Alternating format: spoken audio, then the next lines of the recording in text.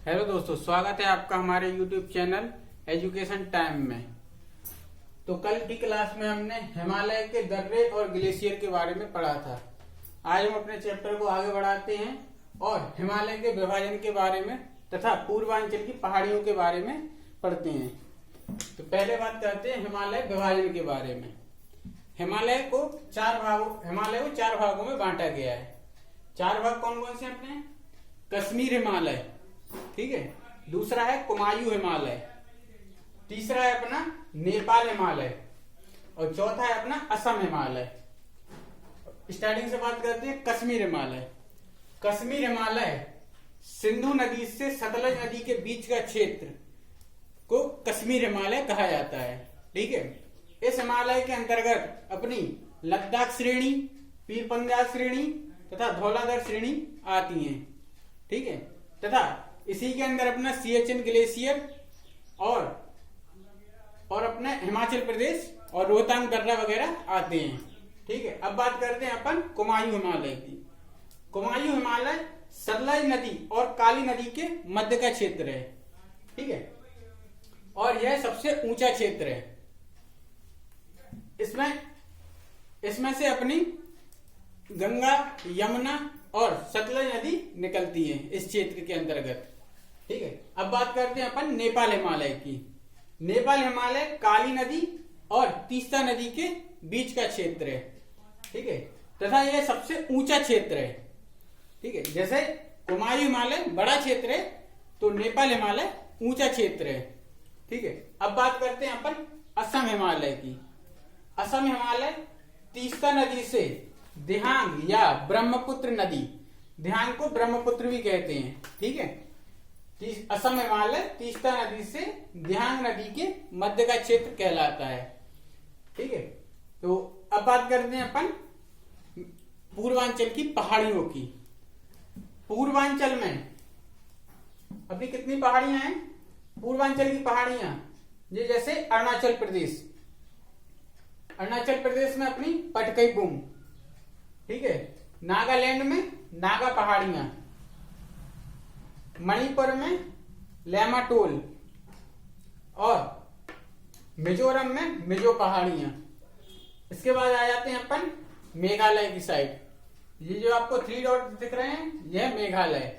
तो मेघालय में गारो, खासी और जयंतिया 3 पहाड़ियां स्थित हैं जो शिलांग के पठार पर स्थित हैं, ठीक है। यहाँ पे सबसे ज्यादा वर्षा होती है और सबसे ज्यादा वर्षा भी खासी पहाड़ी पे, ठीक है। खासी पहाड़ी चेरापूंजी में स्थित है।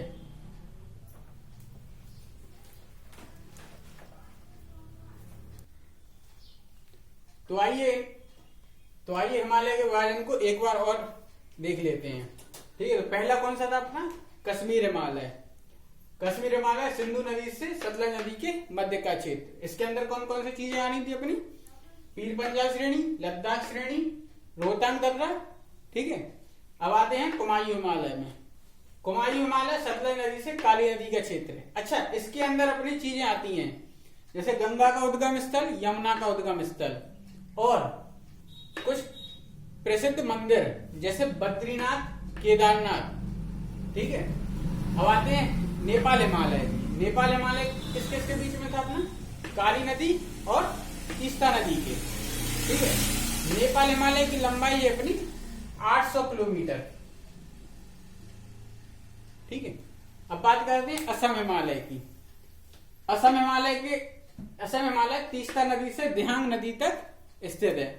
इसके अंदर अपनी पूर्वांचल की पहाड़ियां आ जाती हैं, ठीक है। पूर्वांचल की पहाड़ियां देख लेते हैं जैसे पटकाई, नागा पहाड़ी, लेमाटोल, मिजो पहाड़ी और मेघालय में है गारो, खासी, जयंतिया पहाड़ी।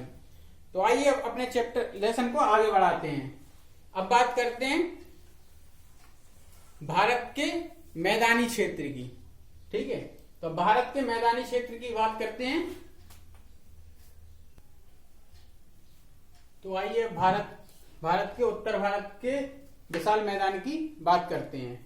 तो उत्तर भारत के विशाल मैदान का विस्तार अपना पंजाब, हरियाणा, राजस्थान से लेकर असम तक फैला हुआ है। इसमें अपने सिंधु, सतलज, ब्यास, गंगा और ब्रह्मपुत्र नदी के द्वारा लाई गई कांप मिट्टी के द्वारा निर्मित यह मैदान है। ठीक है, अब पहले बात करते हैं अपन पंजाब हरियाणा के मैदान की। यह मैदान की प्रमुख नदियां सतलज, ब्यास और चिनाब हैं। ठीक है, यह मैदान ज्यादातर बांगर मिट्टी से बना हुआ है जो उपजाऊ कम होती है, लेकिन नदियों के किनारे किनारे की भूमि पर कहीं कहीं पर खादर भूमि पाई जाती है। ठीक है, अब बात करते हैं अपन राजस्थान की। राजस्थान में एकमात्र नदी लूनी बहती है जो कि कच्छ के रण में जाके विलीन हो जाती है। राजस्थान का मैदान कम उपजाऊ क्षेत्र है। ठीक है, यहाँ की फसलों में अपने ज्वार बाजरा सम्मिलित है। ठीक है, तथा राजस्थान का मैदान अरावली के पश्चिम में स्थित है।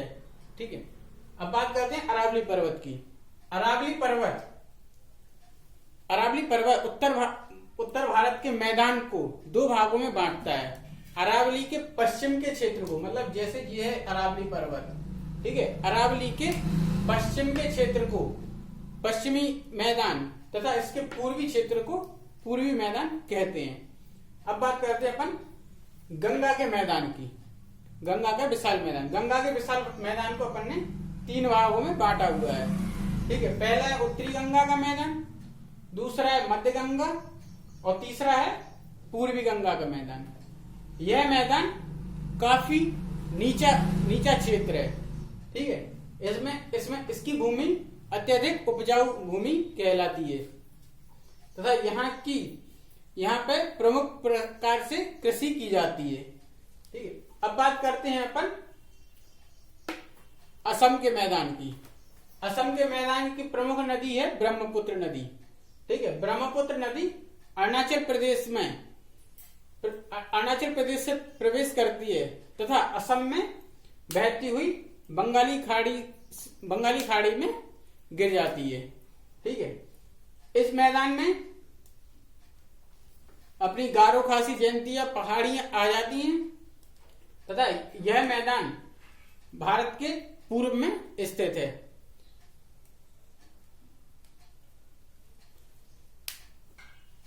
तो आइए इनको एक बार और रिपीट करते हैं अपन। तो अपने उत्तर के विशाल मैदान में पहला था पंजाब हरियाणा का मैदान।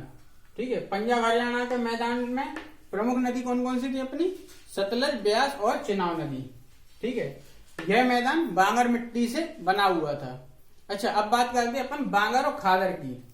बांगर मिट्टी वह मिट्टी होती है जहां पर बाढ़ का पानी साल भर नहीं आ पाता है। ठीक है, यह बहुत ही ऊंचा क्षेत्र होता है तथा यहाँ की भूमि कम उपजाऊ होती है। अब बात करते हैं खादर मिट्टी की। खादर मिट्टी जहां पर वर्ष भर में बाढ़ का पानी आता जाता रहता है तथा यह भूमि अत्यधिक उपजाऊ होती है। ठीक है, अब है अपना राजस्थान का मैदान। राजस्थान का मैदान भारत के पश्चिम में स्थित है। यहाँ की प्रमुख नदी है लूनी। लूनी नदी कच्छ के रण में विलीन होती है।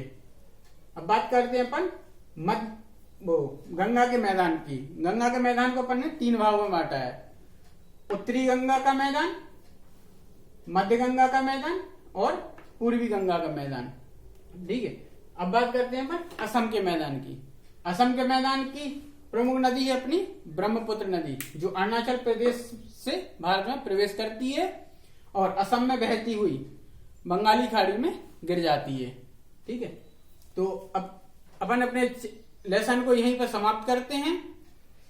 मुझे आशा है आपको आज का लेसन अच्छा लगा होगा। कृपया अपने हमारे चैनल को लाइक, सब्सक्राइब एवं शेयर करें। नमस्कार।